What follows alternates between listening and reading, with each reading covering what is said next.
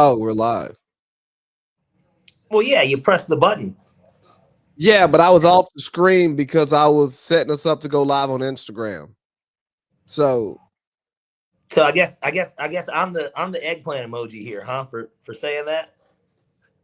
I'd never refer to you as an eggplant emoji. I don't Huh. even I don't even use that emoji. It's not in my emoji decks. It's not mine either, but to keep it PG-13 the first 2 minutes, I had to make sure I related Yeah, to that demographic and then also not say what I want to say, even though you just called me one. Uh, what? In pre-production here? I mean, maybe. I think you could have referred to a chicken. You could have referred to Josh Holsey's call sign. I think we could have got it all. I They mean, you all could. fall under the same belt, I mean, sure. you could have said. You could have honestly said. So, what am I, Josh Holsey here? And I would have understood exactly what you meant. Or I Dale. didn't want to take an unnecessary shot at our buddy. Shout out to Josh. He got off. You know, it's crazy. Actually, I had the least amount of points in fantasy this week somehow. And he practically had 4 people that did nothing. So maybe that just goes to show just how bad my roster was this week. But Right, and you thought you had the Atlanta Dream. I do. I do. We had a bad week, and that's okay. Like, my 2 high scorers were on my bench. I didn't expect either of them, but they're the ones that performed. I had 1 touchdown. Josh Jacobs got me a touchdown like in the third or fourth quarter, and that was it. But Okay, enough about our so fantasy shenanigans. You won. bad So coaching bad coaching Yeah. Oh, yeah. on my end. I mean, if your best scores were on the bench, I would say that's on Not management. everybody was going to start Javonte Williams or Michael Penix. And I honestly was tempted to start Michael Penix. I'm not going to lie, because I just knew how bad, like what Kirk Cousins did. So I was like, God, Michael Penix probably is going to play well. Now I know. Well, I mean, we're here. Yeah. I mean, forget the intros. Nothing else matters. And bro, Can't see. there you go. Here we go. We are all here to do what it's ridiculous. It's obvious what's being done out here. It's on a nightly basis. I hope the world can see now what's really going on out here, because it's getting ridiculous. It's really ridiculous. Yes, man. This is ridiculous, man. Ridiculous. Parlay Pete. Had a little case of the deja vu this past Sunday. Yeah, absolutely. I mean, I don't know. I think Boogie Cousins just described it perfectly. What did Boogie say? He said it's getting ridiculous. He said it's really ridiculous. He's like, yes, man, this is ridiculous. This is ridiculous because it's the same story over and over and over again. And there's only one constant since this story began. There's only one. There's one. Well, there's two, technically. Doesn't matter who's at quarterback, whether it's Michael Vick, Matt Ryan, Joey Harrington, Byron Leftwich, Marcus Mariota, Desmond Ridder, Michael Penix, Kirk Cousins. Doesn't matter who's at quarterback. We're still kind of getting like the same results in these games. Everything is looking the same. Taylor Heineke, yeah. Doug Johnson. I mean, let's just throw Danny Cannell in there too. Why not? Chris Chandler sighting. I mean, it's the same thing. But certainly since 2004, it's been kind of like the same thing. And Arthur Blank's been the owner of the team since 2001. And a certain somebody who shall not be named, he's been in the front office since 2004. So, you have to ask yourself, and think about it. Even in the big spots, I'm not going to bring up 28-3 because that's the irrelevant one. But still, just the way that we lose these games and the way that the stuff happens. Kaepernick game in 2012, maybe? Yeah. There's many. The Chargers game, the Super Bowl year. I don't know, the Dallas Cowboys in Dallas. Pretty much every pretty much every home game we've gone to over the last 5 years. The Carolina Panthers game to end the year last year. I mean, we literally ended our season and started it the same way. Except that we at least went to It's overtime. ridiculous. We at least went to overtime in that game. But in this one, Hey, before you say his name, because I'm going to let you finish. Should anybody be a W-2 employee for a company for 21 years when there's very little room for elevation? You know, you come in with a job that he had. There's only like 2 more jobs you can get. President of you come in as a GM, then you can get the president of football operations, where you're over the whole football operation, right? And then become the team president. Or excuse me, the AMG president, where he manages, he's over business. Where he's over everything, you know. But at the end of the day, you can't own the team, and if you come in reporting directly to the owner, or you got one person between you and the owner, there's only one. We're talking about horizontal growth here. I don't want somebody in my company for that long, unless we are a top 1%er. Mm-hmm. And I probably still don't want them there that long. You know what I mean? Like, it's not like Bill Belichick, the coach. You know, when you're the coach, you're at the top of your profession. Now, you could decide to move into personnel if you want to. But when you become the head ball coach, that is the crescendo. You know what I mean?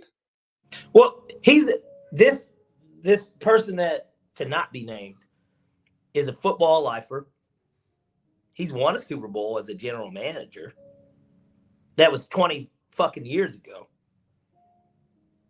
Hasn't done anything in the league since, except for be the head of the competition committee. Even when he's not involved in football operations with the team that he's associated with. Well, they claim that he's not. He doesn't have anything to do with it. Remember, he deals with the sorry-ass soccer team. A soccer team that was doing just fine before apparently he got over, and they've sucked ever since. People still go to the games, but, you know, it's also a good time to go out and get, 8 items for $20 if you want to take the fans out. And those tickets are way cheaper than ours. So, and, you know, they brought a championship to the city too, didn't they? Year 2. They won it. They won the whole thing their second year in existence. And he wasn't a part of that, though. He was still on our side while we were struggling and everybody was getting distracted because it was the beginning of the end for Matt Ryan and Julio Jones. That's what was going on when they won. It was the beginning of the end. So him not doing his job correctly because he did not properly, he didn't have people ready to fill those roles who were willing to fill those roles and capable of filling those roles, right? Because we had a Julio replacement who showed that he was capable. Yeah. But then he showed he wasn't willing. And we went after a Matt Ryan replacement who we now know wasn't capable. He wasn't really a Matt Ryan replacement, though, in reality. Not because of what we know, but just the reality of them drafting him. No. We all knew that in advance. I'm not talking about the guy we drafted. I'm talking about the guy we went after that then kicked Matt Ryan out the door. Oh. Because he would have retired a Falcon after that season. Would it have been worse? Do you think our situation would be worse today? Hell yeah. If Deshaun Watson now, but we don't know if Deshaun Watson is Cleveland Deshaun here. Now, we also probably don't have Michael Penix. Obviously Kirk Cousins never comes here. Bro, we're in cap hell still. Like we would have just escaped cap hell to get right back in cap hell. Yeah. Because no, we didn't guarantee him the full contract, but we guaranteed him a hefty sum and long term. And kind of like Tiger, once your cover gets blown, like Manti Te'o, once your cover gets blown, like Gilbert Arenas, once you lose that superpower and you're worried about people looking at you and you're not just being an athlete in the arena, you're not good anymore. And that's what happened to Deshaun Watson. So yeah, we'd be in a worse place. He'd probably be benched. We'd probably have a young stud or a young quarterback in front of him. And we'd be on a path to nowhere. We're going to get back to this because it's going to bring it full circle once we talk around the league. But, of course, we're going to stick to our Falcons right now. Yeah. Gosh, our Falcons. I think I told you this. That I honestly, as soon as the kick missed, I walked straight out the stadium because I know you had hit me and you said, "Where am I?" And then Julian Turner. I mean, not. Yeah, let's not confuse anybody. Julian Turner, sent the group and said, "Hey, you're not picking up." I was on the train because I was already halfway home, and so I left immediately. I didn't want to. And in the club, they have a party after. They're still serving drinks, food probably is put up, but you can basically hang around a whole hour after the game. I wanted no parts of it because there's nothing to celebrate. And this is the issue with the Falcons as an organization. And it starts to make Justice look like fucking Albert Einstein. And it's not that Justice isn't a smart individual. But he said that Arthur Blake's a hot dog salesman. I'm starting to believe it because the rollout for the food and stuff gets a lot of attention from ESPN, a lot of likes on social media. Everybody's amazed by it. They're like, oh, my God, they just love their fans. No, they don't. No, they fucking don't because they keep putting the same shit out on the field. And we're tired of it. Everybody should be tired of this shit, man. You should be tired of it. Everything that I saw on the field indicated to me that we're going 7-10 or 8-9 again. That's what it looked like. But there's a bright spot. Our quarterback. Considering how terrible the play calling was and the idea that we couldn't run the ball, I thought he played very well. I thought that he was prepared. I thought that he did everything he could do to win the game.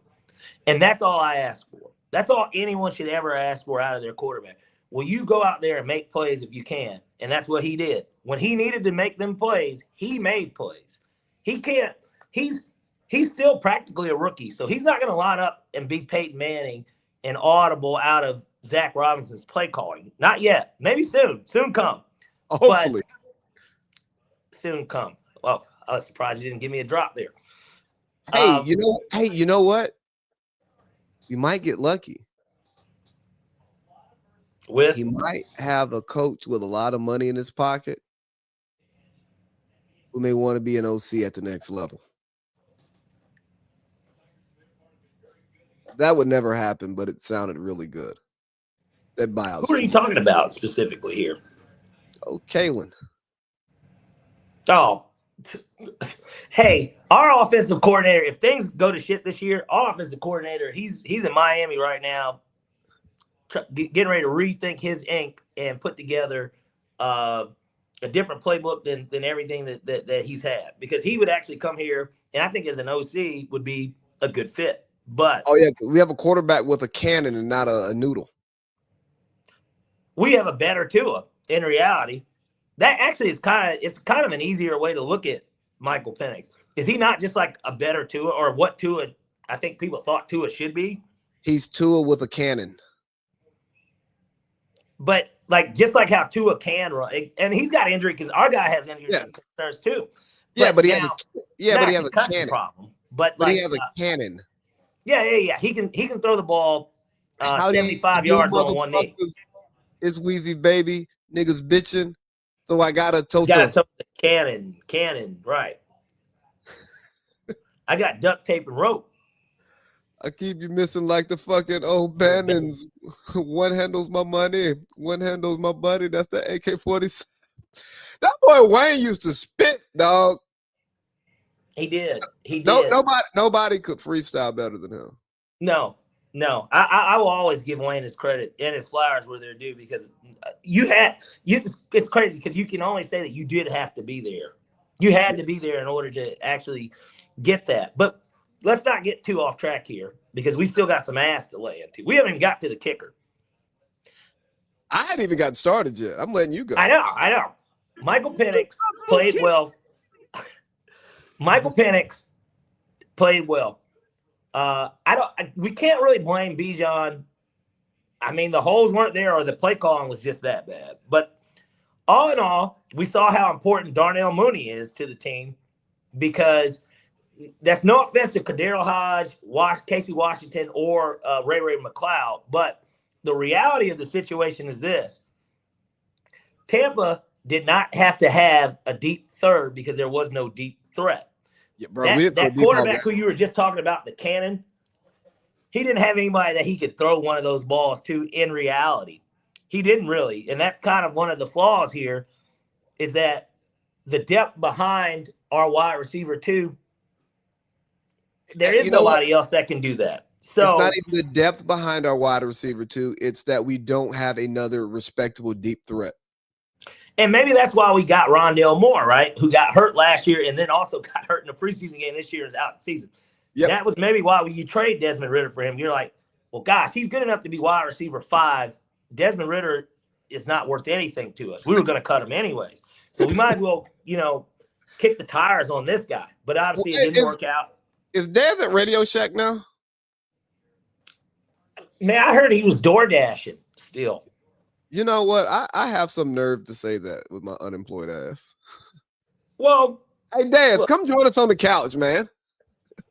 I wouldn't mind if he wanted to explain himself. I could be Big Bank and he could be Young Thug. He could explain everything, except, we don't have audio phone calls. We've just got visual of what we saw. And maybe he could come on the show and explain everything. And he could tell me how you're just a dumbass fan. You don't know anything about college football. I went against Nick Saban. And that's why I got drafted. Yeah, you lost. Yeah, but the fact that I could make it to even be their appetizer. They're like, what about you? It's like you throw in a parlay here and there, it hits, and then you go 0-6. That's what he says to me. He's like, you're out here having to sue people. Like that's what's going on with you. He's like, meanwhile me, he's like, I'm chilling, dog. He's like, yeah, I'm not playing ball, but neither are you. And I'm like, okay. It doesn't mean you're still not shitty. It doesn't change. The shitter nickname still exists. Hey, Desmond, you may be winning at life, but you didn't win at football. You just weren't a good football player. Yeah, and I'm not taking shots at you as a man. No. I'm saying you didn't clock in for work, and you were trying to steal. You were stealing time. I'd say it about any nigga that walks around here and steals time, and thinks that they're gonna keep getting a paycheck on my dime. If I find out somebody's clocking in and stealing time and the people that I work with and for basically are telling me, hey, we're not going to count 5 of these hours, man. We saw your boy. He stole time. He wasn't doing nothing. So we can't pay you. You get fired. But here, hold on. We are going too long on Desmond Ridder. He is not worth our time. New Kung Fu Kitty. Lee, you have the floor. I'm sorry. We can combine on the kicker. I'm going to wait. That's actually really complicating. We can go on the kicker together. New Kung Fu Kitty. It's ridiculous. Hey, but look, it's a culture problem. And there's a part of me, and we'll get into this later, I'm starting to think it's a bird problem.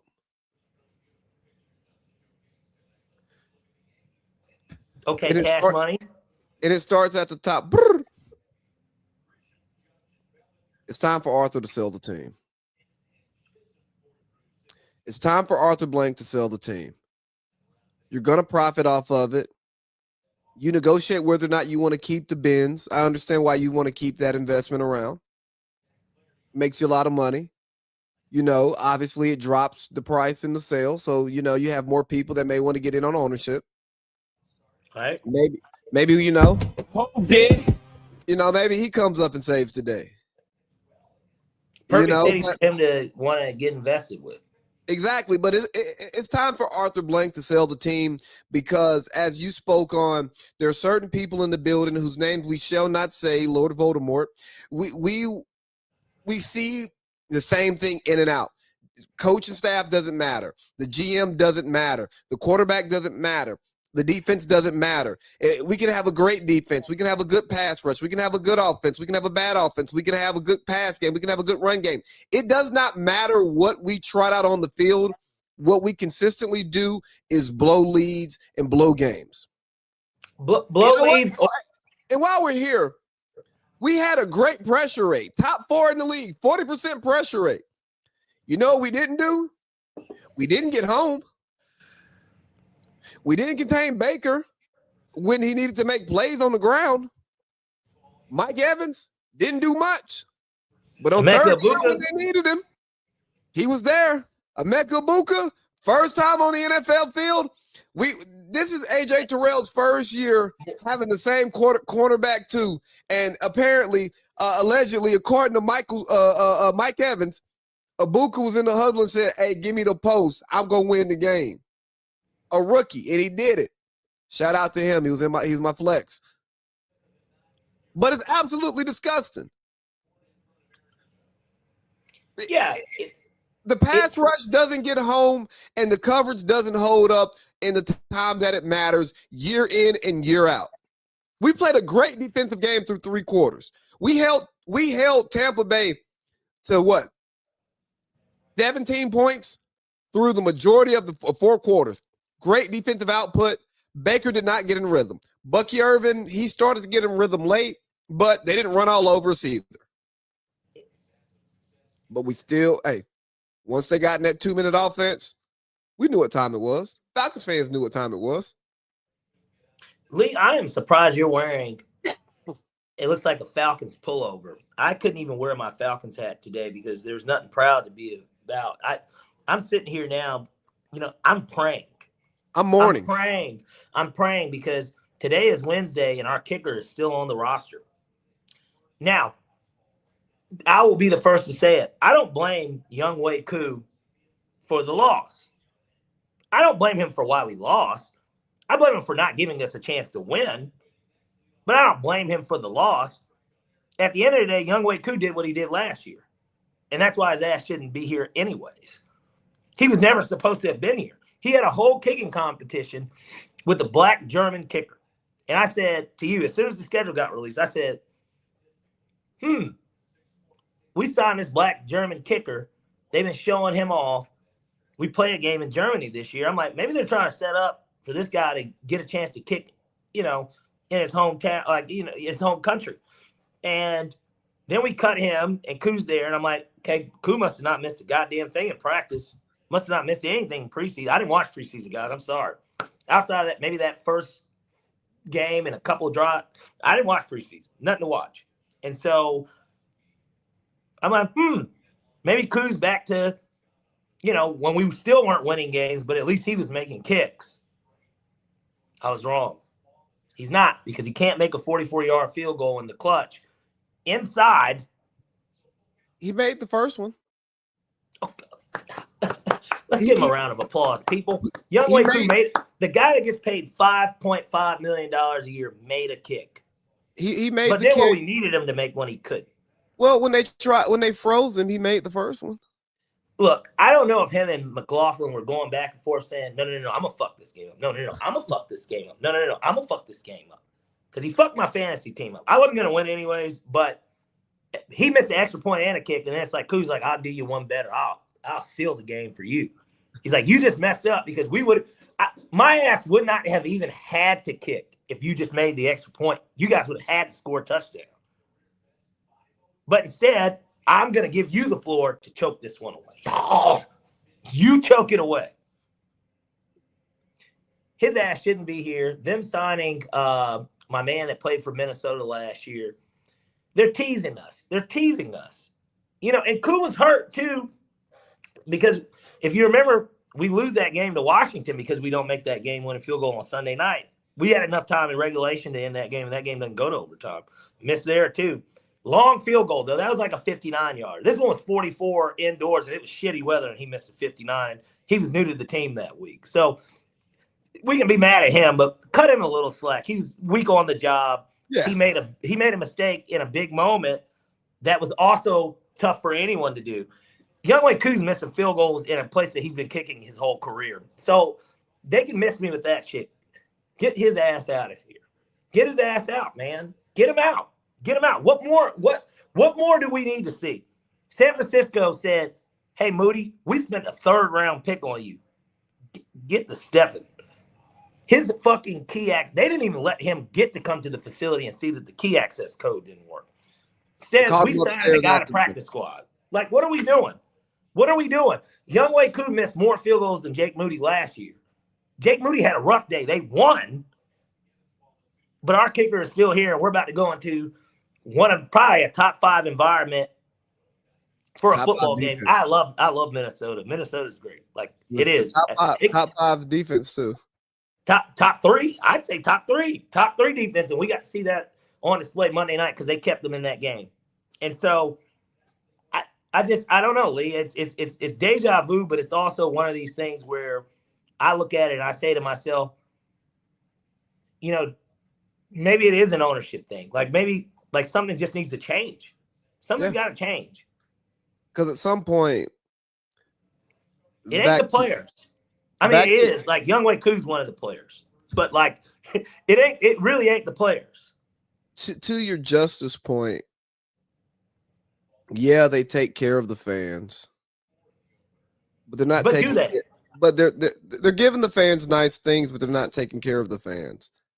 I liken it to the husband who does nice things for his wife, but he never spends time with her, and all she wants is time.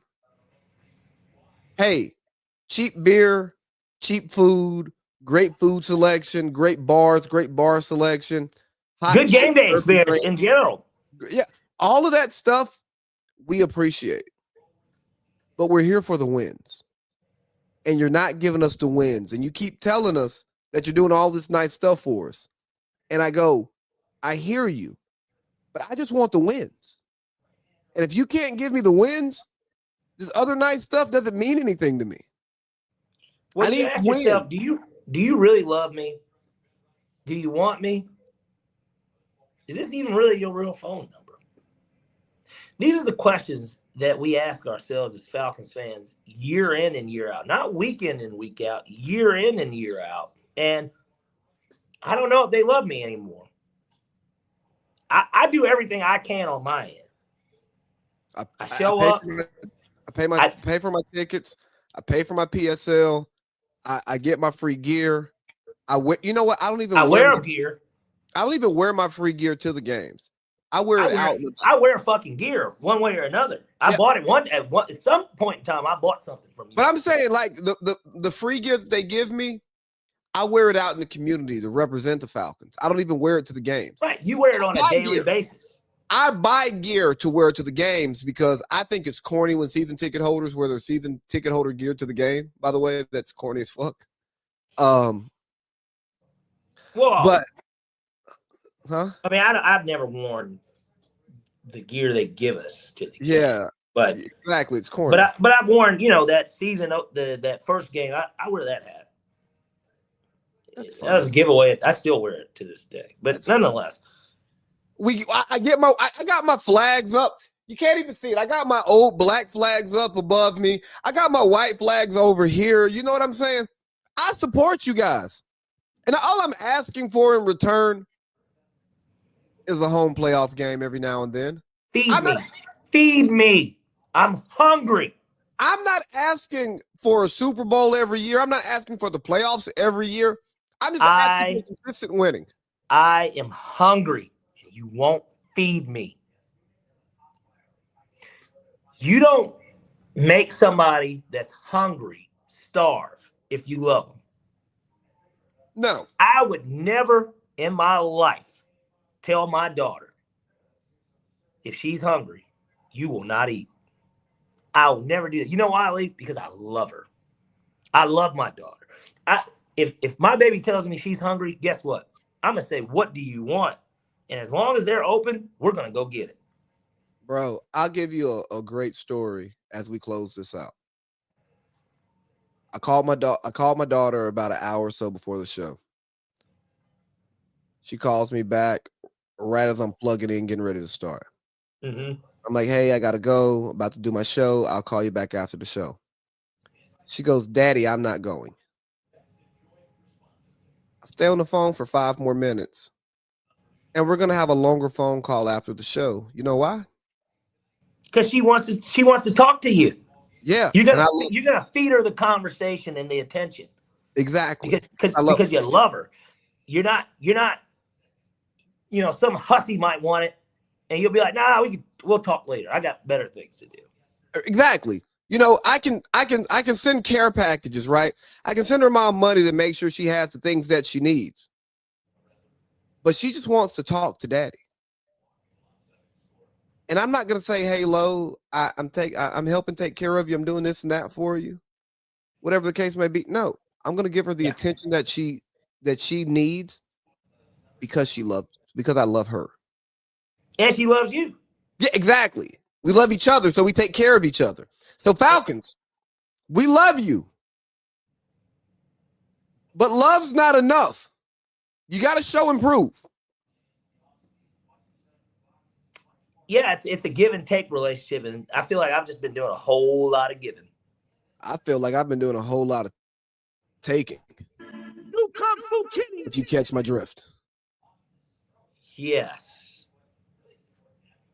But enough about the sorry fucking Falcons. Let's get into week 1 of the NFL season. Biggest takeaway from week 1, Lee.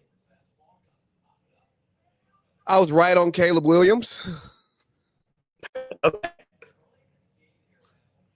Say again? No, I said, okay, so that was your biggest takeaway? Was that you were right on Caleb Williams? I mean, it's the first thing that came to my mind when you said it. So okay. I tell you what. Well, then, you gotta understand though. Let me be transparent with the viewers. When we go to Falcons games, I only see the Falcons for the 1 o'clock window. After the game, the 4 o'clock window has already started. And yes, I watched Packers Lions, but I was in a restaurant, then I was on MARTA, then I was at Pierce's, and I was in a car. So I watched the game, but I was not totally locked into the game. So I only watched 3.5 games. I watched 2 2.5 games this week because I watched Falcons, obviously. Everybody watched Bills, Ravens. Yeah, enough of Packers Lions. I watched Bills, Ravens, and then I watched some of the Monday night game, but I was recording Village Vets, so second half of the game, I wasn't totally locked in. I just had it on the iPad as I was recording.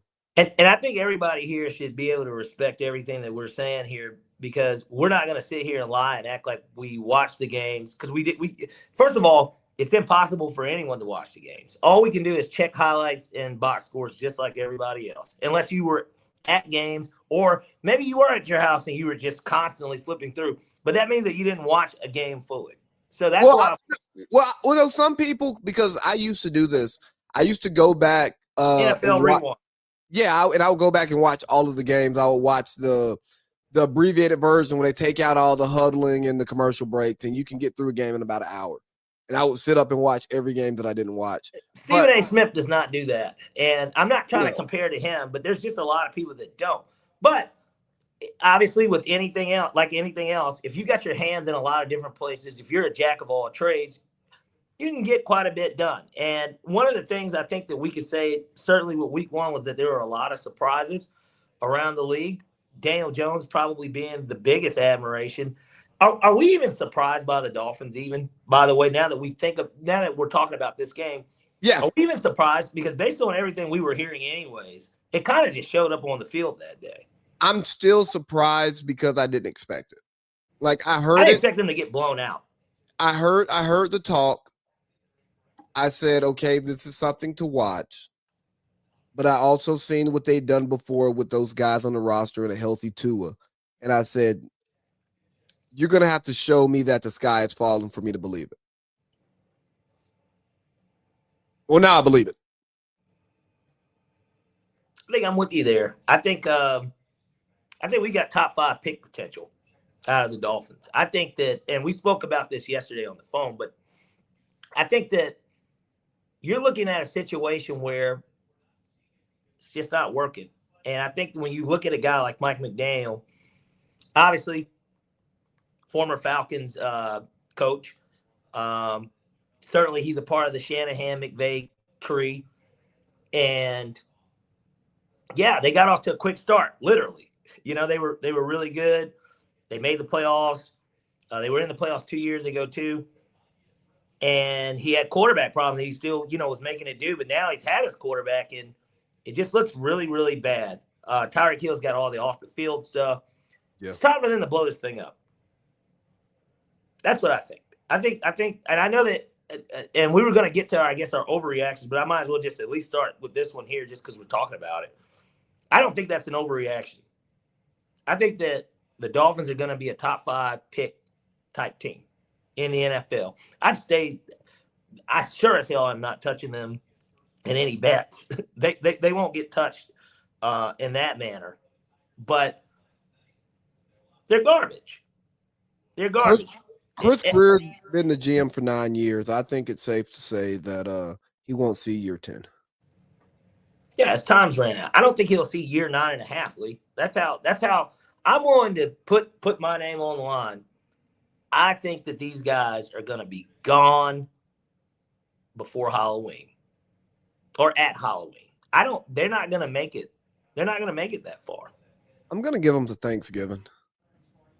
I don't think they make it that far. And I think that Tyreek Hill does, in fact, get traded because of his personal issues. And he just in general, this is a guy that was voted the number 1 player in the NFL. Literally. He was voted the number 1 player in the NFL last year. Yeah, I don't think he's bad at football all of a sudden. I think that they need to get as much as they can for him and get ready for this rebuild. Because Miami will still be a place where if you get the right people there, you can get people that will come down there. Not just because of the state income tax, but it's Miami. Yeah. So that won't be hard. You know what? Wayne Huizenga is not the owner. Who's the owner now? The Michigan guy. Ross. Yeah, Stephen Ross. Yeah. Yeah. So, but here's the one thing about Miami that makes it hard for them. The NFL is a married league.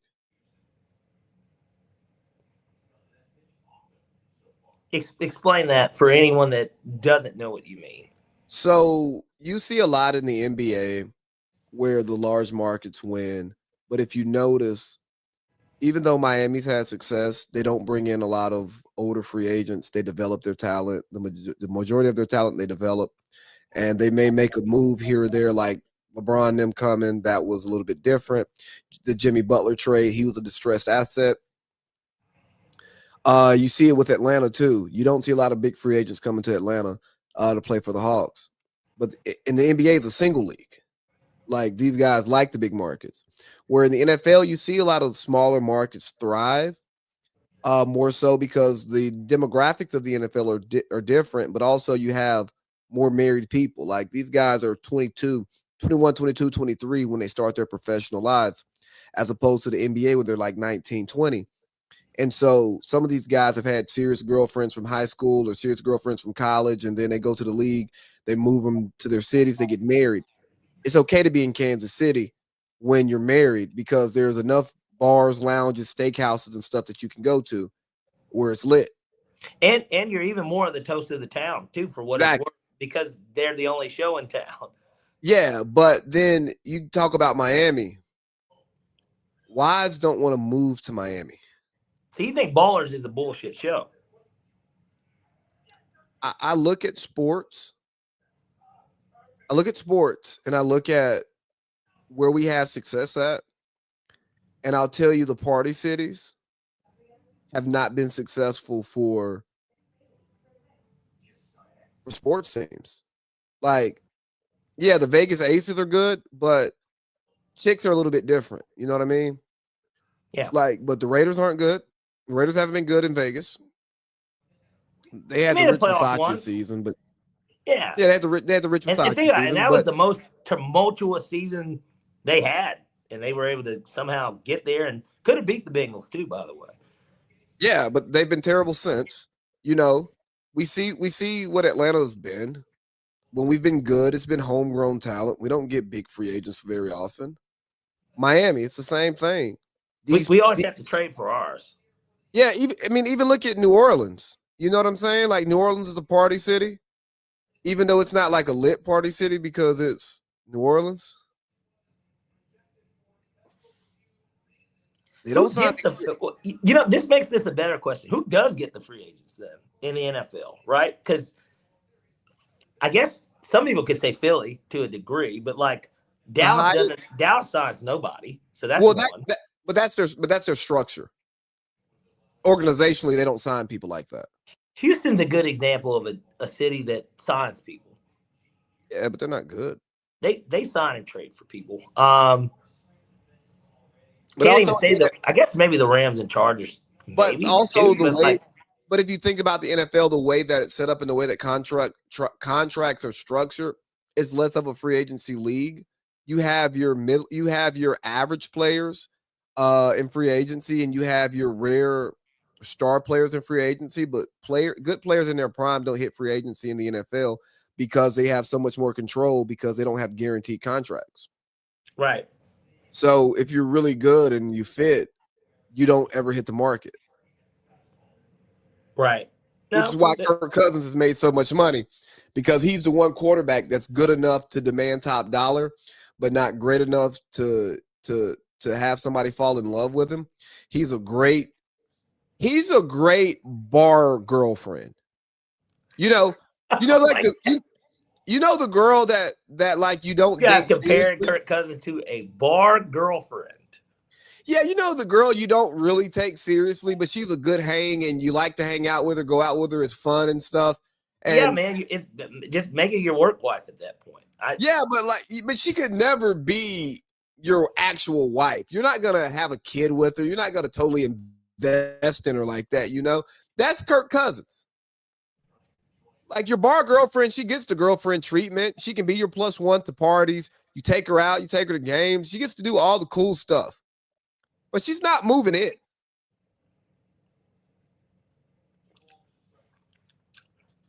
We are getting way far off topic of around the league here. But yeah. Let's get to the game of the year. Or do we have that? Well, wait, no, we're gonna say that last because that's its own topic. But I know we just did kind of Colts Dolphins. We've already done the Falcons game. How about that first game? Cowboys Eagles, because we haven't even spoke about how that former damn good dog, Jalen Carter, spits on Dak Prescott before the game starts. And close your eyes and hide your ears if you bet Eagles spread. But that definitely cost you that more than anything. Well, because their best defensive player wasn't on the field for the Eagles after they already just lost 5 starters, their offensive coordinator. And Dallas, honestly, we got to give Brian Schottenheimer some credit. Shotty had a day. They looked a lot better than I think a lot of people thought they were going to look. Shotty called a hell of a game. He called a winning game. Yeah. They looked a lot better than a lot of people thought. Obviously, Jalen Carter, I think he got fined. It was about 50. It was 50,000+. And obviously, they counted that as a 1-game suspension, which good on the NFL because that was the way to handle it. He missed the entire game, so that's fair. I want to commend the NFL for what they did. When it happened, I was like, suspend him, fine him, make an example out of him because this behavior is unacceptable. The game hasn't started. But then, we wait around, we get more clips. We see Dak spit in his direction. They're talking noise. They get face to face. But you know what? I was watching Good Morning Football today, and by watching it, it was on the TV with the volume down. And I saw it different.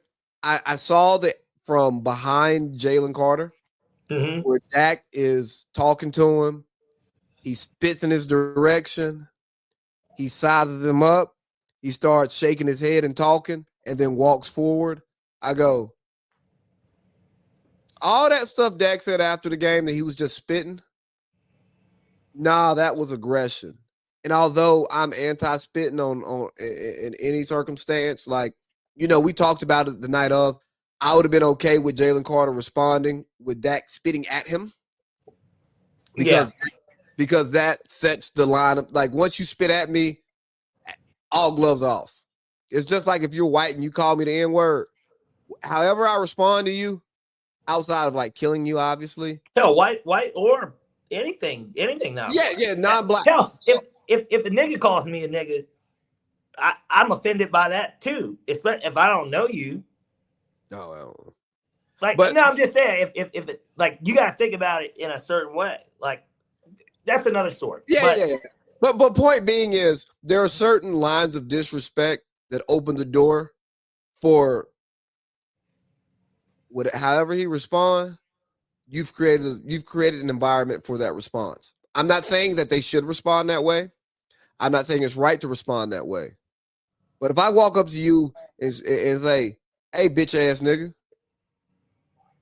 and you punch me in my mouth or you spit in my face, you kick me in my nuts, you shoot me. I've opened myself up for that type of reaction because of my action. So after seeing that, I'm happy that they just find him a game check, kicked him out the game, kept it moving. And I hope and wish that Dallas internally fined Dak for provoking it, because, hey, as the leader of this team, I mean, I'm saying me personally, I don't like it, because it'd be very little for him to begin with. Not to count these guys' money like that. It's not, but it is a drop in the bucket. But no, I just want to give him a little headache. I ain't trying to give him a migraine. I ain't trying to hurt his hamstring. Just give him a little headache. It'll be gone in 2 minutes. You know what I'm saying? Yeah. But hey, one thing here, Parlay Pete. What are your thoughts on his lineman not stepping up while he's face to face with this lineman and kind of letting him just part the Red Seas and do that? Because he's the quarterback, he's the corporate guy. That's usually not the role quarterbacks play or what you expect your quarterback to do. I mean, I'm not trying to be funny. They're missing their Zach Martin, their Tyron Smith. These were the guys that were the stalwarts for that O-line for when the Cowboys were winning a lot of games. So maybe it's just the fact that Dak's the leader. Now, the O-lineman should still be there, be like, what you going to do, bro? Like, it should be still something along those lines. But there isn't truly a leader on that offensive line like they have had in the past, for what it's worth. Even CD, you know what I'm saying? Or your tight end. But it might have went so quickly to where nobody really – I mean, you got to think about it. The ball just kicked off. There was a guy that got injured. Nah, but you hear him talking. If you like, everybody's in the huddle, especially the linemen. They were right there. They're in front of Dak, so they hear it before Dak does. You know what I mean? So I just found it odd that the team wasn't there rallying for their quarterback. I'm not saying it's anything. No, for sure, and it might not be. But I tell you what, the Chiefs being 0-1, is that anything? Does that mean something to you? What do you think of that game that we got to watch, the first ever broadcast on YouTube? Well, they lost. I didn't watch the game, man. I was watching high school football on Friday. That's what Friday. Really? Yeah, bro. Were you at Cass? What were you doing? I was at Cartersville. Cartersville played against Calhoun. That's a big game. Exactly. Calhoun, defending state champions. Yeah. Cartersville, I think they got put out in the third round. A few D1 prospects out there on the field. Game ended up being 35-38. Cartersville won. It was a hell of a game. Big game. Well, I'll give you a little bit of analysis from what I thought. I like the idea of the NFL putting on a free show on YouTube because it was on the YouTube stream. So any and everybody could watch it. You didn't matter, if you had YouTube TV or whatever. So I like that. They were kind of overselling the YouTube stars, but I get it. It's the first YouTube NFL game. So Mr. Beast was a big part of it. I Show Speed. He's kind of been going on what seems like a world tour a little bit. I've just been seeing a lot of him in a lot of places. But, they kind of put their people into the pot with that. But as far as the game went. I've got breaking news. What's that? We can cover it later. Chicago's guide to listen to trade offers for Angel Reese after split locker room. We'll get to it as soon as we get to the WNBA because we are going to touch on the WNBA guys. But Chiefs Chargers, overall, the Chargers look like they could be the class of that division after this week in reality. Now, again, overreaction, maybe. I think it might be because at the end of the day, the Chiefs are the Chiefs, but the Chiefs got the Eagles this week, and I don't know. They're going to have Jalen Carter this week, and the Chiefs didn't look very good. They didn't look very good. They look like they're lacking explosion just period on the which is why I think Tyreek Hill, if Andy Reid's smart, they dropped the 0-2. I would not be surprised if they make a trade for Tyreek Hill and they give up a third-round pick and the Dolphins say, take them. I really would not be surprised by this. But they lack explosion.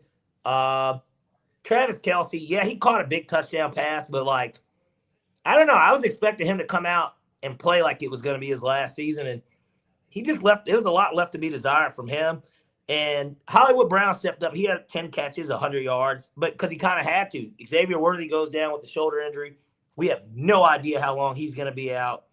It's fascinating to me because we've been kind of on this show for the past few years kind of predicting when the Chiefs are going to have this 10-7 year where they get in as a 6 or 7, and then we see what type of resolve they really have. This seems like this could be the year because obviously, a lot of people think Denver's got the best defense. They certainly have one of the best top 3 play callers in the league. The Chargers are hungry. They're well coached. Now Pete Carroll is, Pete. And it's just one of those things where I think the Chargers, they played a complete football game. I thought that they did well on all units, special teams, defense, and offense. Justin Herbert looked like what Jim Harbaugh said on Rich Eisen. I have to make him an MVP. That's exactly what he looked like. He shredded that. Yeah, I had him on my bench in one of my other fantasy leagues, and I saw some highlights of the game. I'll just tell you just a bigger picture takeaway from the entire thing as we wrap up these games and get into the game of the week is that losing to the Chargers week 1 in Brazil with no Rashawn Slater says something. Man, and their offensive line looked great. He had plenty of time to throw. And I'm not saying that this is the year, but like you said, we've been predicting this Chiefs thing, and it's not. We're not haters. We're not haters. It's not counterculture. It is just you're starting to see certain things fall apart, and you haven't seen them perform in these different situations, and now, bro, it's burnout. Y'all are playing more games than everybody every year. That's going to take a toll on you at some point. And players are going to want to make more money, this, that, and the third. And the message can get stale because you're bringing the same group back, not bringing in new blood. It's just and the blood you lose are your better players because they can go get money. And you got to draft guys and bring them. It's a lot of things to make a dynasty sustain. And what we often forget about with these great dynasties, when we talk about what Bill and Tom did, they had a lot of dormant years where they were playoff teams, but they weren't Super Bowl contenders, and they weren't getting there, and it was okay. I just think that because Patrick did so much so fast with social media as opposed to when Tom Brady did it. Yeah. Patrick Mahomes was also like Tom Brady and Peyton Manning at the same time with Aaron Rodgers' style of play. For sure.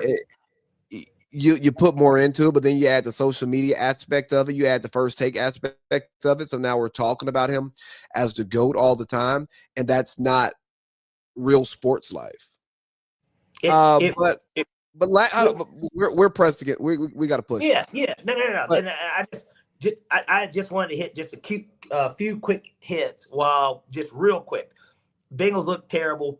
No. But before you hit those quick hits, like I wasn't done. I had one more thing on this game. Okay. We've got to get rid of the Brazil game. It's got to go. Like a Friday night football game, bro. Some of us want to go watch football in person. Don't put us in that position. And why are we playing in Brazil? We're not even playing on a real football field. There were issues with the playing surface last year. I understand growth. I understand scaling. I understand you have the the demand and all of that stuff. But NFL, I know you're a venture capital firm, but your main product is still art. It is not just science. It takes real people to do this to make it entertaining. Yeah. And it takes real strategy and skill to get the top tier people who are involved in this game that make it entertaining and to have the desire to want to be involved in football. So don't get caught up in all the hot dogs, the beer, the nice looking stadium, and forget about the product on the field.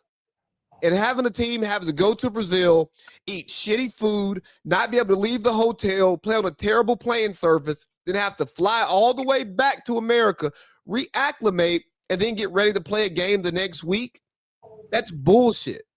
And that is weakening the product. Now, you can have other bullshit games that we don't care about. You got 30 seconds. We got to get to a game of the week. Of course, but and I agree with you, by the way. But just quick questions. More or less about the Bengals or the Browns. 141 yards from the Bengals, 1-point win. Doesn't cover for the six-pack. More about the Bengals, less about the Browns, less about the Bengals, more about the Browns. The Bengals are who we thought they were. The Browns are who they've been, and we just didn't want to believe it because they're the Browns. Kevin Stefanski has been running a great program over there. Despite talent on the roster, he's running a great operation over there. The Bengals have a good roster. They're not a good operation. And you know what? The good operation usually is going to do well against the good talent, but at the end of the day, you can't beat good talent. Like if you don't have the talent, you can't beat the talent. So, more impressed with Aaron Rodgers or more impressed with the Jets offense? More impressed with the Jets offense because I didn't believe that Aaron Rodgers was as cooked as we wanted to make him. I can agree with that. I was beating the drum for Jim. I'm like, hey, look. I promise you, he's not that bad. I just promise you he was on the Jets. But maybe the Jets are turning over a new leaf. I mean, we'll get to see they get Buffalo this week. And Buffalo, did give up 40 points. And we will get to them right after this one. Last question. Lions-Packers, which obviously we did get to watch a little bit of. Yeah. Are you beating the drum that everybody else is doing in media, period, and saying the Packers might be the best team in the NFL this year? I'm not going to call them the best team in the NFL, but I was kind of high on the Packers through my offseason research. I believe in the Packers as an organization. And when coaching. you throw – and I mean just organization top to bottom. Yeah, top to bottom. Yeah. Yeah, the guys that clean up the bathrooms do a phenomenal job. I mean – yeah. And when you get Micah Parsons and you still had good interior line play after giving up your Pro Bowl interior D lineman who's 30, 31. Yeah. And Micah isn't even Micah yet. He got a bad back and new defense and no training camp. I don't think the pundits are overreacting, but I don't agree. I won't. We have the same. I feel the same way they do, but for different reasons. Different motivations. That's fair. Well, let's get to it then. The game. Hey, hold on, real quick. I didn't even bring it up in my notes about how I felt about the Packers. You know what I mean? And that's my point. I feel that way, but I'm not going to put it out there because that's the hot thing to say. For sure. But let's get to it then. Game of the week, but certainly maybe even game of the year already. How blessed are we as football fans to be able to get so much in week one every year? Every year we get a game and we're Lamar. Like, wow. And it's usually Lamar. Well, it certainly was last year because I think we could all argue that was probably the best game of the year last year. Falcons Bucks, a lot of people going to underrate it because it was a Thursday night. That game was great too. Being there and Matt and all that was great. But that was a great game. Just if you're a fan of ball, that game is great too. Yeah. But everybody would argue certainly that the Chiefs-Ravens was the top game last year. Then we get a repeat performance this time on Sunday Night Football instead of Thursday. But we still got, Chris and Mike Tirico. to call the game for How the many last pair home opener at Orchard Park. How many pair of underwear do you think Chris had in the booth with him? Man, let me tell you, Chris's dressing room, he's got, when somebody's a gooner, they've got a lot of appliance, a lot of different stuff around him.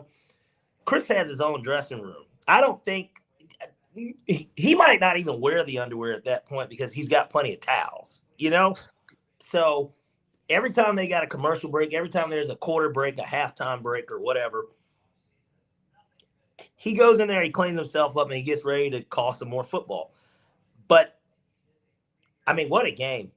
What a game. What a game. It was one of those things where you watch the game and you don't stop watching. There were people in Buffalo that clearly did, but you don't stop watching because you're like, well, gosh, it's still only a 2-score game. All it takes is 1 score, and then the rest kind of can figure itself out from there for any team. And as soon as Derrick Henry fumbled that ball, I said, oh, no. I said, he's having literally one of the best opening nights, and it's just like, I just don't see this ending well because, again, it's deja vu. This time it's with those birds and not ours. And you see, something similar, something we've seen before. Yeah, man.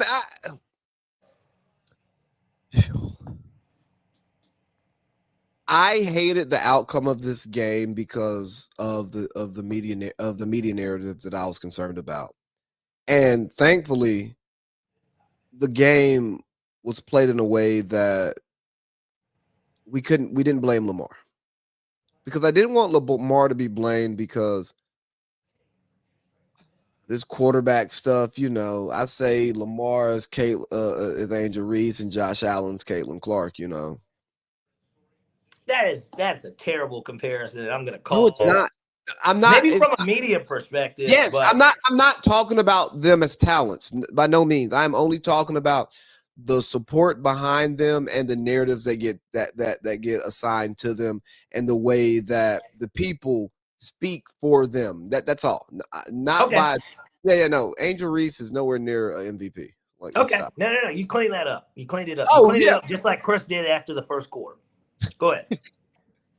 But thankfully, the attention was given to Harbaugh. But here where I'm going to give John Harbaugh some bail.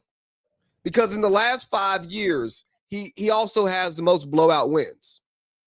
And they get up early, and it's hard to maintain leads in games. You're talking about different levels of motivation. You're talking about changing your offensive strategy because you're now trying to kill clock and move the ball. And that can put you in 3rd and 9, 3rd and obvious passing. You know what I mean? And it's a difficult place to play from. And you don't get there without winning a lot. And it's hard. It's much harder to maintain a big lead against a good team than it is to go back and forth and be in the game because you're not changing your game plan as much, and everybody is on their P's and Q's the entire game because every move matters. When you're up 25-40, man, it's over with, dog. Yeah. So I just want to make sure that's a part of it because think about yourself on your job. Okay. How do you work when you're working on timeline and you have to meet a deadline versus when you're just going in and just doing the daily routine, or you are working towards a deadline and you get ahead. You're like, oh shit, I knocked out a week's worth of work in a day and I only got another week's worth of work left and I got this whole week to get it done, which means I could get this shit done. You start lollygagging and bullshitting. You do. And I think that a lot of people work better under pressure because you know that you have to get it done, right? Like exactly. And especially in the NFL, it's just a really common theme. And that's exactly why people watch the games, right? Because it really isn't over until The clock hits 000. Check our bio out, guys. But anyways, I only bring that up because it's so true. It's true. It's true in any sport, and that's exactly why we watch. Anything can happen. Anything can happen, and Josh Allen just proved it. But when you have two elite offenses like that, and I think that this is why Josh Allen, to your Caitlin Clark, Angel Reese comparison, why Josh Allen gets so much love is because he doesn't have Derrick Henry. James Cook's good, but he's not Derrick Henry. Zay Flowers, Mark Andrews. No. That's not why he gets the love. Like, stop. Are you saying it's just because he's white, literally? In the comparison that I'm making, I'm speaking to people's biases in how they push what they want to push. Okay. Like the supporting cast have nothing to do with it. Has nothing to do with play on the field. It is simply the way that there is a black versus white media narrative that works in sports really well. And I could have said Bird and Magic. That probably would have been better for you because you're talking about two top end players. But it's the same template. I just use Caitlin and Angel because it's the more recent version, more popular version of it. So before you start trying to provide some analysis to it, there is no sports analysis that goes with this. Because it's culturally driven. Okay. It's about what you mean it's strictly for culture. It's about what I like, what I relate to, what I will dismiss because I like this person more, and what I will allow because I like my guy, or what I won't allow for this other person because I don't like that person. It is not a football argument. So I don't even want you to try to make a football argument for it here, because we wouldn't have that type of conversation. I would never say that Josh Allen is heralded as the top quarterback in the league simply because he's white. No. I am saying that in the way that he's covered and the way that he's defended by the people who choose to cover him and defend him in that way is similar. Just like the people who are pro Lamar for whatever reasons tend to overlook certain Lamar things, and then they will take it away from Josh Allen simply because they are trying to push their guy, their narrative. That's what that is. It's not a football thing. Okay, that's fair.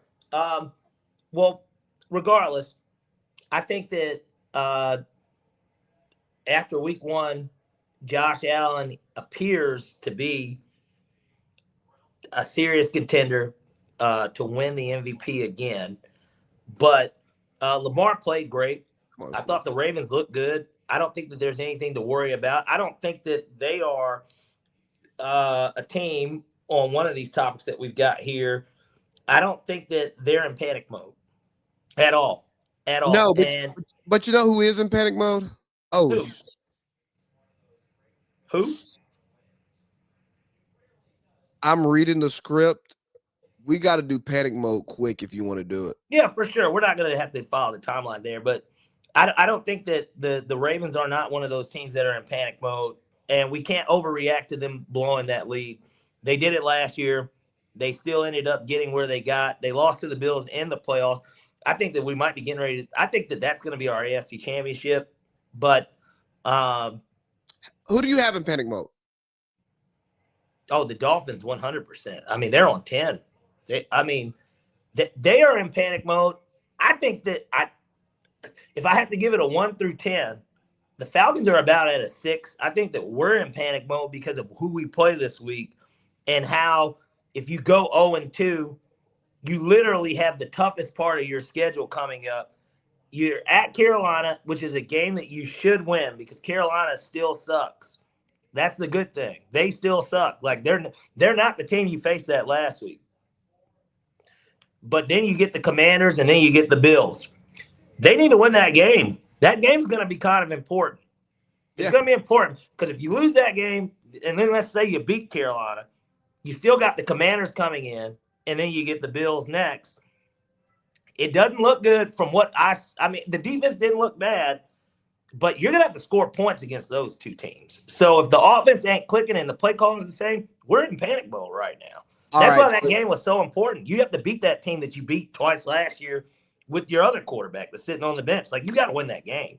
So you got you got the Falcons in panic mode after losing a tight game to a division rival. Yeah, I do. I do because of the way it happened. Because Tampa didn't even play that well. Like, they didn't really play that well. Well, give the Falcons credit for that. I do, but I'm just saying it was a close game, a call here, a call there, a play here, a play there. We could have won that game. I don't think we're in panic mode. You want to know who I think's in panic mode? I'm saying we're a 6 on the panic meter. You want to know who I think's in panic mode? Who's that? Ryan Poles. You know, he is because of the situation he's in. The quarterback and the coach are safe. So he's the only, but he signed an extension. Hey, I think Ryan Poles is in panic mode because I don't think the quarterback's safe. I don't think the quarterback's the guy. And I think he'll be safe. Hold on. Let me tell you why I think he's in panic mode. Jesus. The coach didn't necessarily choose the quarterback. He chose the team. He chose maybe the potential of the quarterback, but he did not draft Caleb Williams. Caleb Williams struggled last year. He came out hot, doing great when he was on script. Amazing, 10 for 10, love it. But then he turned back into Caleb Williams. That's correct. The Caleb Williams he's always been. Because you remember his Heisman year at USC. I told you I didn't believe in him. I said he cannot throw the ball on time, on target, in rhythm. He does not do that. Is Ryan Poles more on pay? Because you're saying that they'll move on, or that they'll certainly bring in a veteran to compete with him, whether that be a Kirk Cousins or something next year. We don't know. We'll see. But it sounds like you're saying that Caleb Williams is in panic mode too. Where would you place that on a 1 to 10? Him and Poles. If you gave it 1 through 10. I think Poles is sitting at a nice 7 and knowing it can jump to 10 in 2 weeks. I think Caleb Williams won't be in panic mode because I don't think he's going to realize, unless Ben Johnson starts going public, I don't think he's going to realize that he can be on the move too. And because it's unprecedented, it doesn't normally happen, and Poles may be out the door at the end of this year. Again, he just got the extension. That's very common in the NFL. Hey, we'll give you a nice extension, then we get rid of you a year later, right? And then it's Caleb, an exit package. Exactly. Then Caleb might get through year 3, and then they don't pick up that 5th-year option. They don't offer an extension. It's like, hey, play out your 4th year. Or so he's about a 2, 3, really. Yeah, but it can jump really high because I saw a report that players preferred Tyson Bagent. This was before They're not going to bench it. So that won't be – he won't get same treatment that Bryce Young got. No. I'm not it's not like – but I'm just saying Bryce Young got benched but hold on, in his second year. They're not going to bench Caleb Williams. Hold on. I got you. I didn't say he was going to get benched. You're not letting me conclude. I am. Go ahead. Cook. Yeah, you're gonna like chop up the sentences and not finish. No, cook. Stop talking about me. Talk about him. You're be like my English teacher over here. Oh my goodness. But no, I don't think he is gonna run the risk of losing his job this year. But when you hear the Bagent stuff or Bagent, you hear it come out. It shouldn't come out. Then you see some of the frustration that his coach had with him throughout. You see the differences between him and Jared Goff, the quarterback that the coach is more comfortable with. You start to think about some of the best, most brilliant offensive minds. They usually want quarterbacks who do exactly what they want them to do because their system is better than the quarterback's talent, right? Okay. So I think that there are going to be some clashes stylistically between Ben Johnson and Caleb Williams. If Caleb Williams does not learn how to throw the ball from the pocket where he needs to, when he needs to. And until he can prove that consistently, Poles will be the first one gone. Caleb doesn't do it in year 3. We're looking for a new quarterback. That's fair. I've only got one more that I wanted to get to just because. You got to get to it without an explanation. That's gonna be tough to do. Look at the clock. Where are we at on the time? Let's not overreact to Daniel Jones. Now, maybe Daniel Jones, just really quickly, maybe Daniel Jones is the next Sam Darnold, the next Baker Mayfield, the next Geno Smith. Maybe that is going to be his lane. But let's not overreact to a performance against a Dolphins team that I think a lot of people think is going to be one of the worst in the league. Go ahead. Well, should we overreact to Ryan Clark putting Peter Schrager in his place and then the collective sports media then putting Ryan Clark in his place? How quickly can you pull it up? Because I didn't even see it, to be completely honest. When you put it on there, I was like, well, what did he say? And I knew it wasn't about RC's tirade on how Brady, Manning, and Breeze weren't generational quarterbacks. I know it doesn't have to do with that, right? No. It was about CeeDee Lamb and AJ Brown in their games, and pretty much Peter Schrager was saying that I should have did better homework, but I literally, when I saw it, I was like, what are you talking about? And so okay, here we go. They call it on-air meltdown. Okay. Are you feeling okay? You look at AJ Brown, which is this number one wide receiver who got one target all night, and then you got CeeDee Lamb. But that's the when was the one target? That's the target. But though. I'm saying when was the one target? I'm saying you could have it both ways. 54 seconds left in the game on 2nd and 11. It was the one target. He runs the out route. You wake up this morning corners saying got AJ Brown had a better day than CeeDee Lamb. But you know what you wake up saying? No, AJ Brown's team is 1-0. Of course, right? Like that's what I get it. But the thing is this though, and we shouldn't do this on TV. And here you so go. I apologize he loves if to do people that. think this is rude. That's the non-player. Oh, stop! That CeeDee Lamb is. And let me tell you why. I'm not saying I'm not looking at fantasy football, Ryan. I'm not. Don't belittle me like that. I could come in and say as 3. All right, let me respond to this real quick, and I'll let you go. Ryan Clark was valid in what he said. I'm not the big Ryan Clark fan. I agree with what he said. Now, could he have not done all the dramatics on the front end? And could he said, hey, from a player, hey, AJ Brown's 1-0. From a player's perspective, hey, I had a good night. My stats weren't there, but we're here to win games, and that's exactly what we did. We won the game. I was available for my team. I ran my routes. I pulled coverage this way. It allowed Saquon to do this. I blocked. It allowed Jalen Hurts to do that. And more importantly, I got paid. Oh, no. But CeeDee Lamb had 10 catches for 107 yards. On the stat sheet, he appeared to have a better game than AJ Brown. But what CeeDee Lamb did also was he had drops. He had a drop in the first half. He had the big drop. He had the 2 big drops in the fourth quarter that were obvious. You know what I mean? And those were plays. One probably was a touchdown. One gets him a first down, gets him close down there to go make a play to possibly win the game. So when you're not talking about individual performance just for, and it's not about fantasy Peter Schrager, it's about you want to put up big stats in order to help your team win games. Now, on a professional level, you want to put up big stats so you can make money because this is your profession. But we're looking at playing sports, and you're only concerned about your team winning. You want to be the best version of yourself in order to help your team. And yes, in a vacuum, CeeDee Lamb had a better game than AJ Brown. Correct. CeeDee Lamb may have won more than AJ Brown. AJ Brown may not have been getting open. I don't know. Didn't watch the film. I watched the game. But AJ Brown won the game. And like Herm Edwards say, you play to win the game. And then for Peter Schrager just to be so shocked and appalled, like, whoa. We don't even need to go there. Yes, we do. That's why we're here. That's why we have players and media people talk about sports for sports fans. Because sometimes the media has a perspective. It's very valid. The player has a perspective. Very valid. Both perspectives need to come together and clash. And for y'all to get paid the hundreds of thousands and millions you get paid to talk about this stuff and research this and do what you do, Y'all have to come together and clash. This was a great thing. But all you fucking Square Media groupies, I love y'all. I'm one of y'all too. But that are coming out here to defend Peter Schrager, hey, be confident in who you are.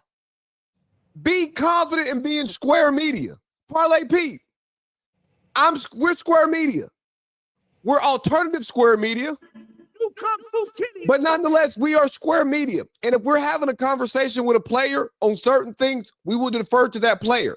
But just because somebody played the game does not mean they understand the full context of the game and even explaining the game to a fan in the best way. They can talk ball.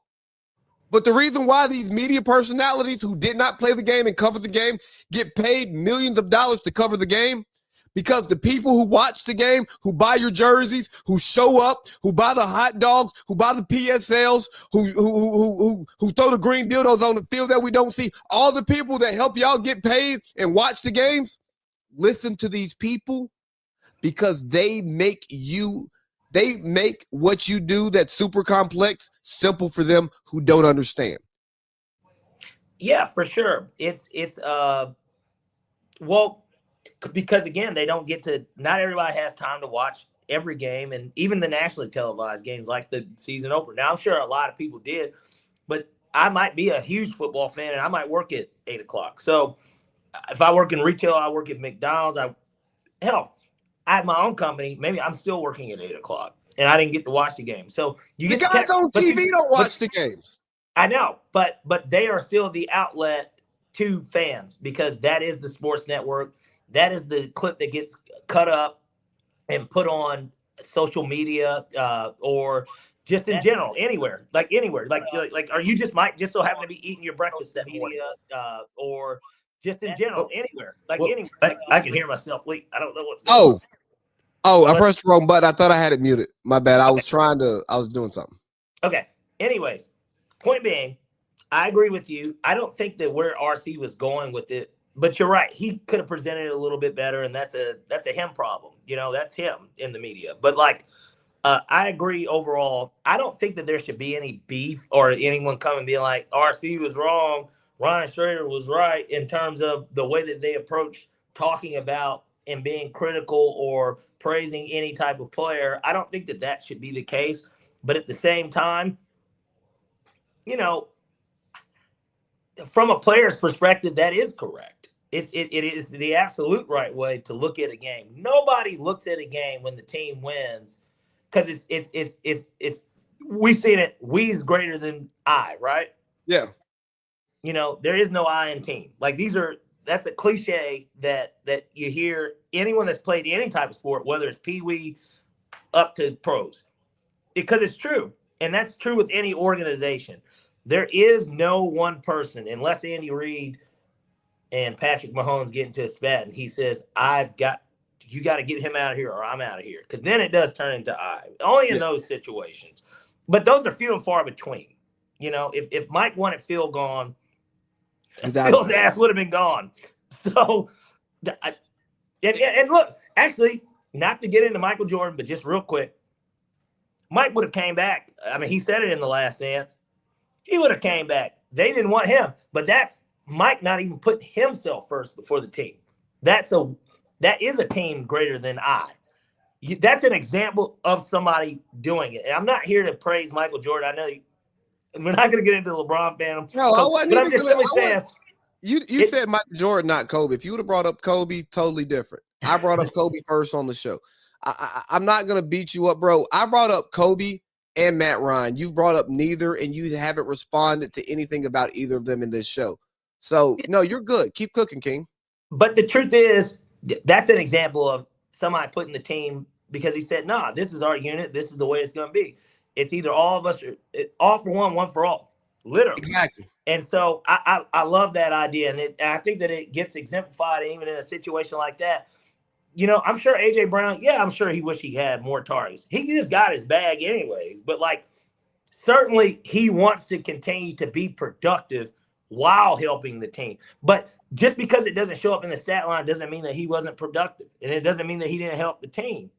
But that's what it took to get the W that day. They got the W. That's the most important thing. They're on to not Cincinnati. They're on to Kansas City. Hey, but let me tell you two things, right? Yeah. This conversation happens because of producers and Square media types that come up with the topics. So then you juxtapose these two individuals against each other and try to say who had the better game when they were asked to do different things. They're on different teams, and the games were totally different. And I understand why you put the two together, because one didn't really show up, won the game, show up in the stat sheet. Another guy shows up in the stat sheet, but had big drops and lost the game. Right. Great TV. That's great. That's easy TV talk. But more importantly, I think Ryan Clark is getting his heat because he's elevating himself in this media game, and he's Draymond new media. People don't look at him that way, but he's Draymond new media. Right. And the Square media, they're afraid of the athletes and media. And as Ryan Clark continues to ascend, you know, he has his roles on ESPN. He was doing Inside NFL. He was, he has the pivot, and that's his, and that's where he can really show his value and demand more money, because a lot of your Square media types, even the great ones, have always been employees and didn't start their own platforms because they did it the old school way. Right. Peter Schrager's one of the guys. Everybody loves Schrager. You know, he's everywhere. He's on Fox. He's on ESPN. He's on NFL Network. You know, he's in the big, you know, the one big company that owns all of these companies. You know, he's one of those guys, and I think they just are trying to defend their position. Get off my lawn. And I'm not gonna make it racial. It isn't. But I do think there's a racial component that goes into all of this, even with the way that some people respond to it or how they even receive what Ryan Clark said. I'm not saying that the people who respond to support Peter Schrager are racist or pro-white, anti-black, by no means. But when a black player turned media guy talks to the white media guy and tells him why he doesn't know what he's talking about, that can sit in a weird way for some people. Just like there are some black people who watch that. It was like, hell yeah, tell his white ass to shut up. He don't know what the hell he talk about. He ain't ever played shit. That's the reality that we live in, that they can't talk about on ESPN, and we probably shouldn't talk about if we want sponsorship deals, but it's the reality of it. You know what I mean? Yeah. Yeah, and the reality of it is that if we did want sponsorship and talked about it, you know, you let one of those guys talk to somebody else, hell, Hennessy will put you on. You know, it'll be something like that. It's not a racial thing. I'm just telling you. That's what the response would be. But hey, it appeals to your demographic. Absolutely. And we can close this, but all in all, I didn't think that RC was out of line. Me neither. He could have presented it better.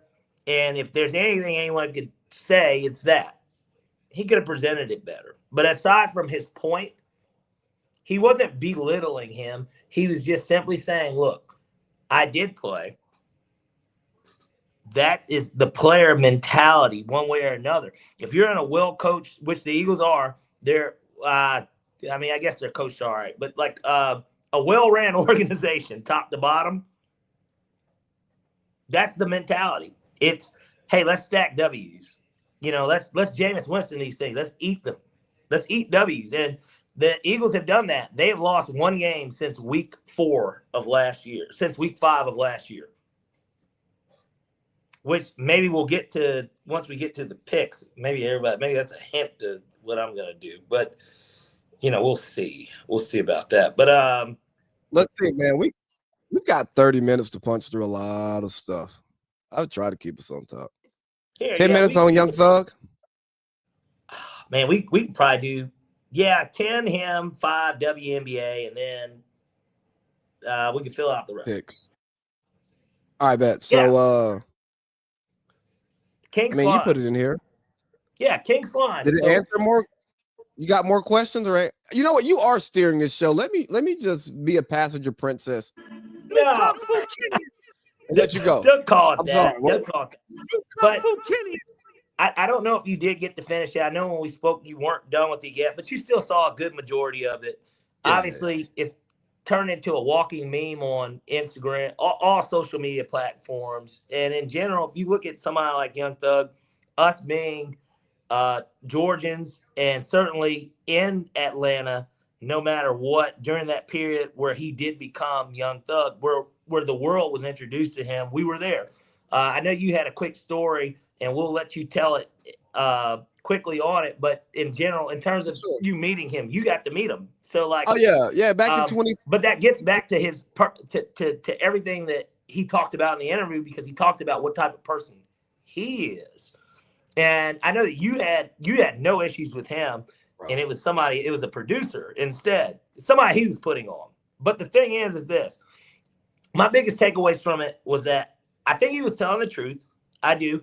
And maybe he wasn't, but I think he was. I think he was telling the truth. He's not, hell, he's your age. I mean, we're all basically around the same age. So for me, I looked at it as looking at a peer, and a peer talking about something.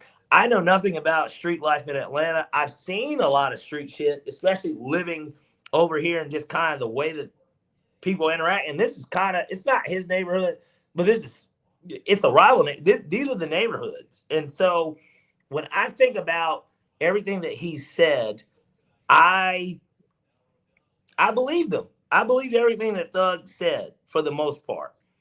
I understood both sides. I understood both sides. I understand why Gunna did what he did, but I also understand why Thug feels the way that he feels based on everything he put in the interview. And I questioned why Big Bank got the interview, and I was wrong. That was the perfect person to do this interview. An old school street dude from Atlanta he was very even keel throughout the whole thing. Shout outs to Big Bank, because I think that literally there was not a better person to do it than him.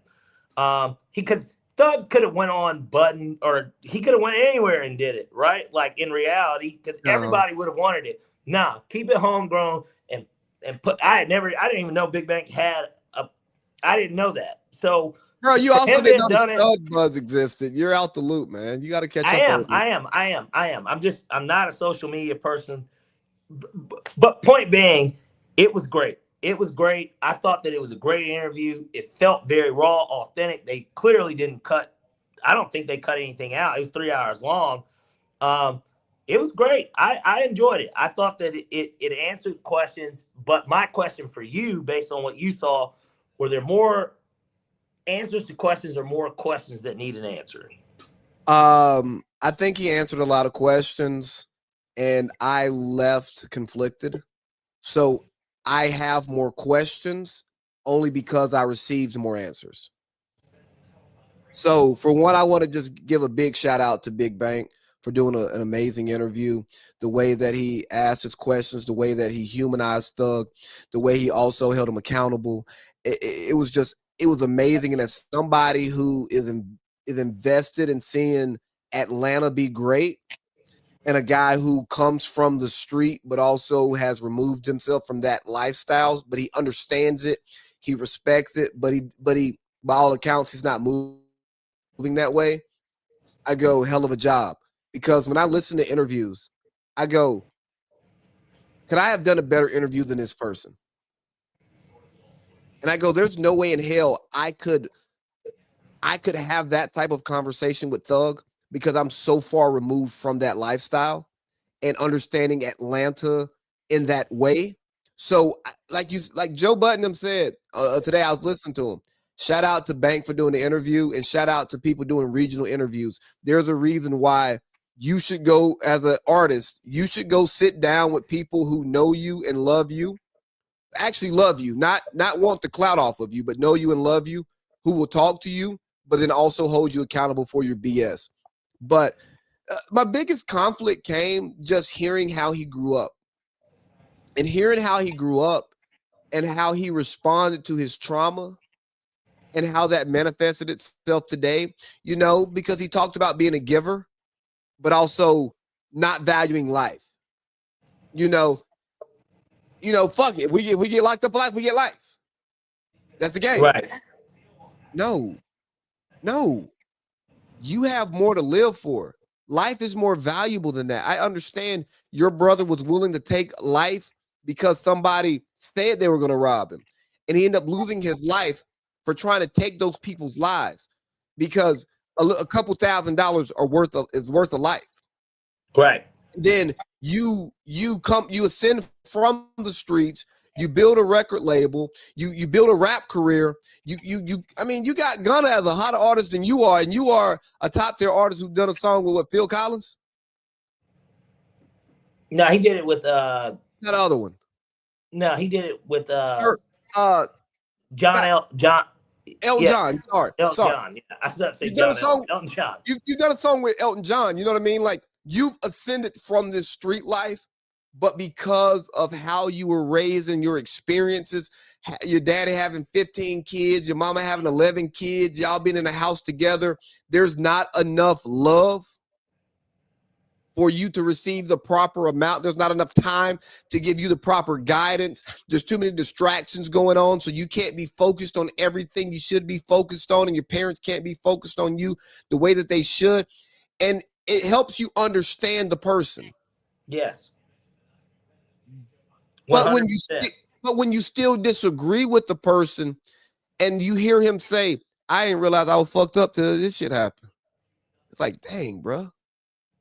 You're delusional. And not even like you're a stupid idiot. And like, I'm not judging you for being delusional because you've been so successful living this crazy, abnormal way of life that's probably not too crazy and abnormal to people who come from that. Yeah. That it's like being told domestic violence is wrong your whole life, but watching your mama and daddy fight and stay together and love each other. Yeah, it could be a similar trauma for sure. It normalizes it. So all of it was just a lot. And the one thing I didn't like in the Gunna conversation when he talked about how he gave Gunna this, he didn't take this money, he helped pay for Gunna mama house, he bought the car, all of that, and he let Gunna present it. Well, if you did that because you love Gunna and you didn't mean it didn't need to be brought up right then and there either. In reality, never bring it up one way or another. Even if you feel betrayed by Gunna, because again, you haven't talked to Gunna, you don't understand Gunna's understanding. And I don't know what their true relationship was. I don't know what Gunna's street life was like. I don't know what he said. What did he walk day to day around these guys who were doing street stuff? Now, was he the guy who may have like smoked some weed, stole a little weed, kept a pistol on him? All right, but was he really making plays? Was he really a stepper? Was he really flipping packs? Was he really kicking doors? It's a little bit different. So when you say, yeah, but what Gunna said could have put me behind bars for the rest of my life. Hey, what you did could have put him behind bars for the rest of his life just by being associated with you. Yeah, you put him on. Yeah, you put millions in his pocket. But just because you put me on, you put millions in my pocket, doesn't mean I owe you my life for things that you did that I wasn't involved with, that I didn't consent to. You consented to put money into me. Yeah. Whether you wanted to see me grow because you loved it, or you wanted to add validation to your record label, or you wanted to get the money back because I'm profitable. You still benefited from what we did here. So I shouldn't have to put my life on the line when I'm not living that way. And I'm so tired of these street podcasts. And this is why I think we're so important here is y'all want to knock a nigga for ratting, but you don't knock him for being a criminal. Well, we come from these environments and this and that. Yo, Thug has a song with Elton John. You ain't got to kill shit. You ain't got to entertain shit. Leave Atlanta. Move to Hollywood. Get out the streets. If the people around you don't want to get out the streets, cut them off. If you cut them off, they can't get you. They can't get you in the hidden hills. And this is completely off topic from the perspective of what you're talking about, but it's on base with the regional talk, what you were talking about. And it's only because I meant to bring this up earlier, and I'll be very quickly. But it was sent into our group chat about Bleacher Report and who was on the hot seat and stuff. Raheem's his seat's warm apparently, but this was the write up for him. Morris did double Atlanta's win total in 2024. I don't even have to read the rest, and there's another error in there. But the point is that who the fuck wrote this? Somebody that doesn't watch the team, somebody that didn't even do enough research to realize that the Falcons won one more game. We were 7-10 and 8-9. The fuck is he talking about? And he could get some leeway based on the fact that he's working with the rookie quarterback in a defense in transition. But any sort of backward step could cost him his job, considering the offensive talent on the roster. The only thing that was true was that last sentence. Everything else was false because that's somebody that doesn't pay attention. But these are who we have as national media people, and which is why it's good that there was somebody like Big Bank in order to fucking do the interview. And that, I guess, is my point out of all of that. But I agree with what you're saying. Why is it that snitching culture is... It's worse to be a snitch than to be a killer. Yeah, that's weird. We praise Boosie, but hate Charleston White. Yeah. It's true. Hey, point guard, you want to get us to our next topic? Yeah, I don't see why not. The WNBA playoffs are almost here, and our studs are, right now currently battling to get the second seed. They look like they aren't going to win. They're up 12. I mean, anything can happen, right? That's the point. It's not on cable, by the way. Not on cable.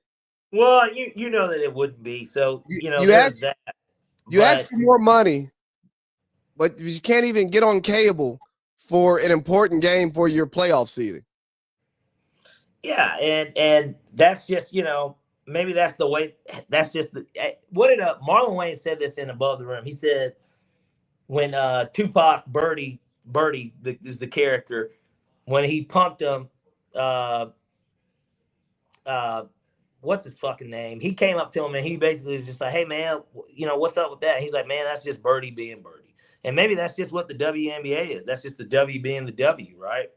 But overall, fascinating season for them. And just in general, the Aces look like they were dead in water, and they're on their way to 17 straight wins to close out the season and possibly get the 2 seed. I guess we'll see tomorrow. But, yeah, based on all the W that you've watched this season, I hate that we don't have Wayne on it. We'll probably get him maybe for the next show so that we can get the W and Wayne's debut on Washington Winning, WWW. Our WWWW. It's actually a 4th W. But, yeah, who do we like? Bro, there's only one story to talk about in the W right now. Yeah, but who do you like? He'll be an off-season matter. We'll talk about it just because it came out. You broke it as breaking news. There is only one topic in the W that we can talk about that would do numbers on TikTok. But who do I like? Honestly, I like Vegas if they can stay hot. I don't know if they're going to flame out because they've been so hot for so long. I'm worried about Minnesota because Nafisa's been out a lot. Yeah. But they've been winning without her, too. I know, but I don't think they can win a championship without her. Okay.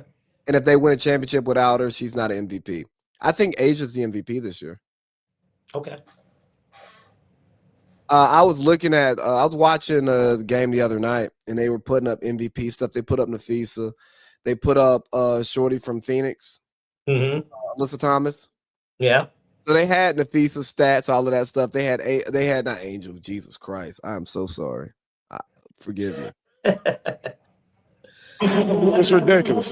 That was ridiculous. That is but ridiculous. They put up Asia's stats, and they put Alyssa Thomas. Leads the league record triple double 7. And I go, is she gonna get the Russ MVP, nigga? Maybe. Well, is Angel gonna get traded? That's the real question. Does Angel Reese get traded? Yeah, she's clearly acting like a malcontent, or at least that's the way that it's being portrayed. And she said it out of her own mouth. I mean, so I guess it's not like that was a quote. She said it. Like, there's audio of it. But sure, she'll get traded. But where would she go? I mean, there's 12? Now there's 13 teams in the league, right? Or 14. I'm sorry for not remembering, but I know it was like 12. So maybe it's 13 with the Valkyries joining this year. They're a brand new team. Maybe that would be a landing spot for her. Whitlock says she wants to go to Dallas and team up with Paige. I don't take anything Whitlock says seriously about Angel Reese as far as what she wants in life. Yeah. Because I know he has no insight into her circle. He's just making assumptions. Yeah. Well, she came out and said he had no insight either. Oh, I don't see much of what she says. No, that's what it was on Twitter. Yeah, you're right. Yeah. It came up on my top. But I think Angel is going to learn a hard lesson. And that although ESPN owns Anscape, you should care about what ESPN posts about you and not what Anscape posts about you. You should care more about Bleacher Report than the Shade Room. You should care more about producing on the basketball field, on the basketball court, than producing your podcast. And I'm saying that not to say she shouldn't have her off-field ventures. She should. I support her off-field ventures. Yeah. But what I think is that the people that Angel listens to come from a supportive side that is not the basketball side. And she is marketable as hell. You can put her in Fashion Nova. You can put her in Reebok. You can throw her in a commercial. The baddies love her, all of that. But without none of that stuff exists. Keep the main thing the main thing. She's a nice looking girl, but she's not IG model bad. She's the fine basketball player. The basketball player. You got to be a basketball player. You ain't like old girl you was with Jaylen Brown in Vegas. No, she's fine. And I found out she played basketball. She's a different breed. Yeah. Yeah. You are the fine basketball player. So if you lose basketball, I don't know if all this other stuff exists for you to continue living this life you want to, unless you're then going to just be a plus one. That's right. Different. You can still get your bags there. You can still get some deals, but you're not going to get the notoriety. You're not going to have the shoe deal. Like, you're not going to get a fashion shoe, like a light, like, you know what I mean? Yeah. Like, listen to LeBron. Like, players want to talk about building businesses outside of basketball. LeBron has done it better than anybody. Yeah. Top tier. He made basketball the main thing. Kevin Durant built another nice empire outside of basketball. Guess what he's best at? Guess what he's best known for? Basketball. Steph Curry got a lot of stuff going outside of basketball, making a lot of money. Yeah. Guess what he's known for? Basketball. It's fucking crazy that a basketball player is being known for playing basketball. Well, but speaking of basketball, we did have the Basketball Hall and the Hall of Fame, the Naismith Basketball Hall of Fame. Yep. And obviously the marquee guys were Carmelo, Dwight Howard, the 08 Olympic team, and more, of course. I forgot who else was on the list, but shout out to Maya Moore, obviously. Sue Bird. Sue Bird went in. Okay, well then, Sue Bird as well. I think Danny Crawford, the referee. Maya Moore, though, just shout outs to her because she's a Georgia product, and arguably, because she was playing while we were in high school, but arguably, you could argue if she didn't end her career early, maybe the best women's basketball player we've ever seen. She won 3 titles at least with Minnesota. Couple MVPs, All-Star every year. She's on the 50 to the 25 anniversary. She's on all of it. And she's great at Connecticut. Let's get to the meat and potatoes. You know what we're here for. Well, no, but you got to give the Georgia girl a shout out. Give the Georgia boy a shout out too, Dwight Howard, who should have been on the All NBA 75 team. But that's where I kind of wanted to go real quick on this. Congratulations to the Hall of Famers. Nice little handoff there, huh? Yeah. You know, I saw this side by side of Dwight and Melo's career achievements, and I think I sent it to you on Saturday. Okay. I just started going down the line, and I said, outside of a scoring title, Dwight eclipses Melo in everything. Yeah. Dwight led a team to the finals. Dwight was a integral part to the Lakers finally winning a championship. And although his prime did not extend as long as we expected it to and go the way that it did, he was good in Houston. He wasn't bad in Atlanta, Washington, or Charlotte. It was just a bad basketball situation. Yeah. And then you saw what he did for the Lakers. The Lakers haven't beat Denver since Dwight left the building. Yep. And I just go, wow, Melo has all 75 over Dwight Howard. I know we talked about Dame Lillard and AD and all of that stuff. But Melo should be on that chopping block. Like, Melo should be in that conversation of guys who Dwight Howard should have clearly and obviously made top 75 over. But I'm not mad at Melo over Dame, and maybe it's because Dame is still playing. No. I'm not saying that Melo does not deserve to be on the all 75. Okay. I say that he deserves, because Dwight didn't make it and he made it, Melo deserves to be in that conversation of people that Dwight could have been over. Exactly. Yeah. But because Melo has a name and a reputation and he's a part of the banana boat, you know, he's like the odd one, the only one who hadn't been to the finals. Well, hey, he got 2 jackets Saturday. Who, Dwight? No. Well, they both did. Yeah, well, you know, Dwight plays for 2 teams. Allegedly. Yeah, no, I'm saying that, but Melo too. They both. Yeah. I'm saying they both got. I guess I forgot Dwight's on the 08 team too. But yeah, yeah. Quick Melo question for you, because we got to get out of here quick. Yeah. Does Melo deserve a statue? No.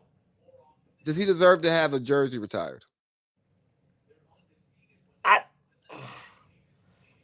Because Bernard King has one with the Knicks, and then yeah, he deserves one too. Yeah. Melo didn't get past the second round. Bernard King didn't win anything with the Knicks in the 80s either. Fair enough. So that's why he gets one, in my opinion. Okay, fair enough. You want to get to the picks now? And then if we have any filler time after that, we'll fill with the other shit that we didn't get to. Yeah, we can get to a new segment possibly. We'll see. But yeah, I'm ready for college 6-pack. Ladies and gentlemen, it's time for Parlay Peeps College Football 6-pack. You're really killing this Michael Buffer thing, especially with that mic. But regardless, yeah, we did okay in college football. We were 4-2 last week, but I'll quickly go through these because these most likely won't get posted. But we did pretty well with college, and I'll get to the NFL. All right. We'll start off. We got Vandy at South Carolina. I really like over 48.5. Vandy scores the ball really well. Diego Pavia, dog.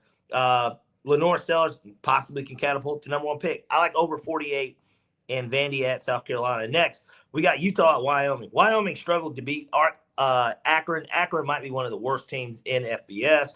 Yeah, we're going to take Utah minus 23.5. And they're just so great defensively as well. Next, we got New Mexico at UCLA. Finally, Nico Iamaleava should most definitely cover this spread. Let's take UCLA minus 15.5 here. Next, we got Oregon at Northwestern. Oregon minus 27.5. They beat the shit out of Oklahoma State. They're going to do the same to Northwestern. Next, we got South Florida at Miami. This game is spicy, and they're setting the line at the exact same line. I know Florida's not very good, clearly, because they lost straight up. But South Florida they got something to say. So we're going to go ahead and take South Florida plus 17.5 at Miami. And then finally, well, go Bulls, but now it's for you. It's Rocky Top time. We got Georgia at Tennessee. Tennessee's top 2 corners are not going to be playing. And even though Georgia didn't look great against Austin Peay, Georgia should win this game. So we're going to take Georgia money line. Lee didn't hear them right. all because he was fixing something, but over 40.5, Vandy, South Carolina, Utah minus 23.5, UCLA minus 15.5, Oregon minus 27.5, South Florida plus 17.5, Georgia money line. Thanks, man. And just so you know, I was grabbing a pen to write the picks down. No, absolutely. It's all good. Well, again, I don't think, unless you're going to use it in least 3. I wrote my potentials down. Yeah. Okay. Good deal. Good deal. All right.